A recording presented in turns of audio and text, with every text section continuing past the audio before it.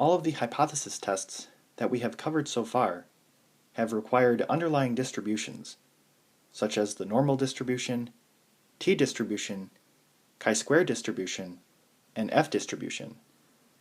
Because they require these underlying distributions, they are referred to as parametric hypothesis tests.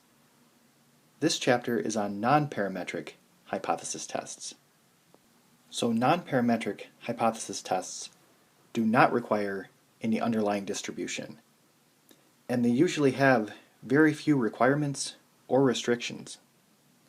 Now, we will be looking at 4 different tests: the sign test, the Wilcoxon signed rank test, the Kruskal-Wallis test, and Spearman's rank correlation test. And the critical values for these tests are listed in the following tables.